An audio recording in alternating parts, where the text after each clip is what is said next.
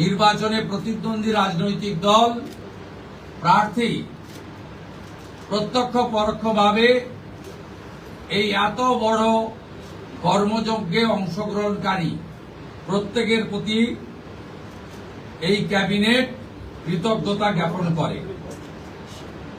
দ্বিতীয়, আমরা যাদের আত্মবলিদানের মধ্য দিয়ে বিজেপি সরকার প্রতিষ্ঠা হয়েছে, সেই ভারতীয় জনতা পার্টির অকালে ঝরে যাওয়া 321 জন যারা আত্মবলিদান করেছেন তাদেরকে শ্রদ্ধার সঙ্গে স্মরণ করেছি, সমবেদনা জানিয়েছি। তাদের পরিবারের প্রতি এই সরকার দায়বদ্ধ। তারা যেমন হত্যার বিচারও আশা করেন তা আমরা দেব, সাথে সাথে এই পরিবারগুলির সামাজিক এবং অন্যান্য কল্যাণকর সমস্ত দায় দায়িত্ব আমরা এই সরকার কাঁধে তুলে নিলাম। আমাদের দেশের সুরক্ষার প্রশ্ন, পশ্চিমবঙ্গের সুরক্ষার প্রশ্ন এবং যেভাবে জনবিন্যাস বদলে গেছে, আজকে আমরা প্রথম দিনই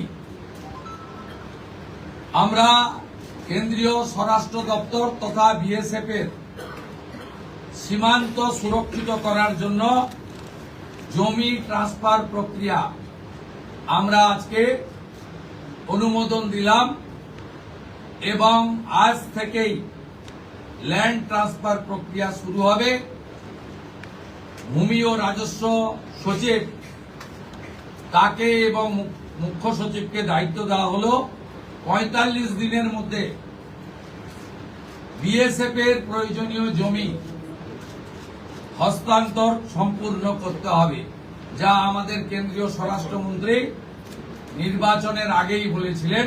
এই কাজটা আজকে প্রথম ক্যাবিনেটে আমরা করলাম।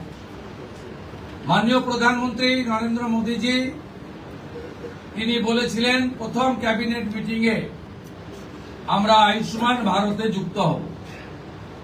আমরা আয়ুষ্মান ভারতে যুক্ত হলাম এবং সংশ্লিষ্ট দপ্তর কেন্দ্রীয় স্বাস্থ্য দপ্তরের সঙ্গে প্রয়োজনীয় যে এগ্রিমেন্ট অন্যান্য যে বিষয়গুলি রয়েছে সেটা স্বাস্থ্য সচিব, মুখ্যমন্ত্রীর দপ্তরের উপদেষ্টা এবং মুখ্য সচিব মিলিতভাবে অতি দ্রুত সম্পন্ন করবেন। অর্থাৎ আজ থেকে মাননীয় প্রধানমন্ত্রী ঘোষিত পশ্চিমবাংলার মানুষের প্রতি যে কমিটমেন্ট আজকে ভারতীয় জনতা পার্টির ক্যাবিনেট সেটা সম্পূর্ণ করল।